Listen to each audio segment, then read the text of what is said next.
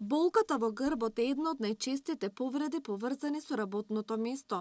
Најчесто се јавуваат како последица на обични работни активности, подолго седење на канцелариски стол, кревање на тежок товар или стоење предолго во една положба.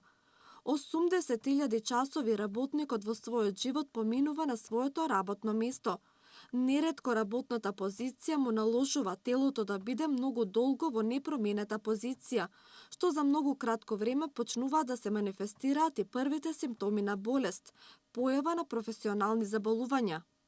Сите работни места се ризични работни места и предизвикуваат мускулоскелетни заболувања, без разлика со какви елементи располагаме на работните места. И да го имаме најдоброто ергономско столче, доколку не седиме правилно, тогаш секако дека ќе се појават мускулоскелетни заболувања.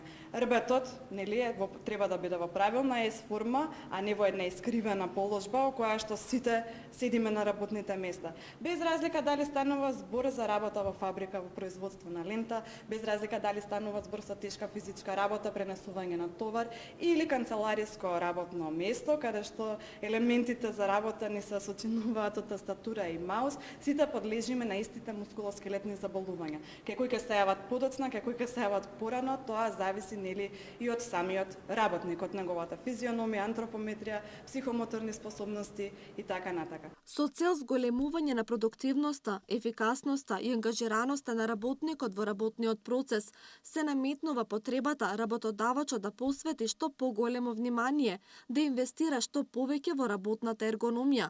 Тоа подразбира користење на ергономски столчиња за седење и ергономски помагала како би се задржале вработените во топ форма. Колку ергономските помагала може да допринесат таквите деформитети да се ублажат или да не се појават?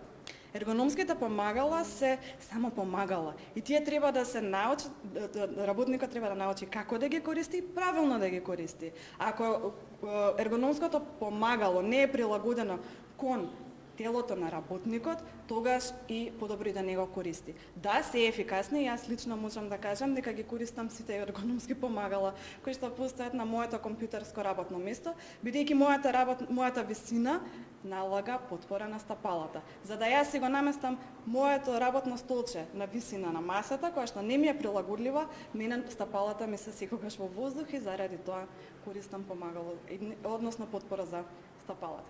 Канцелариската ергономија ја зголемува продуктивноста, делува на ефикасноста на работниот процес, ја зголемува ангажираноста, се намалува степенот на отсуство. Лошата канцелариска ергономија доведува до замор и лесно раздразливи работници, кои не можат да ја завршат работата најдобро.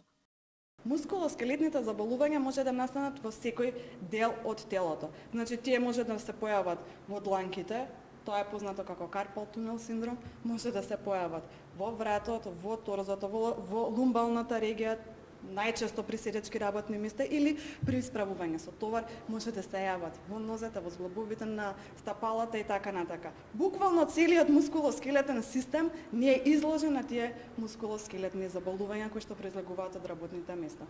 Правилна и природна положба значи удобно седење. Во моментот кога ќе почувствуваме болка, треба да станеме, да се истегнеме, лесно физичко истегнување на работното место треба секој да го практикува. На секој час треба да се прави една кратка пауза.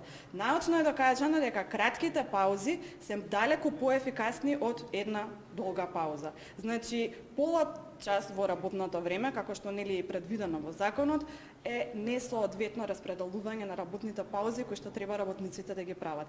Најдобро е на еден час да се стане, да се раздвижи телото, па да се врати повторно на работното место. Без разлика, значи кажувам за какво работно место станува збор.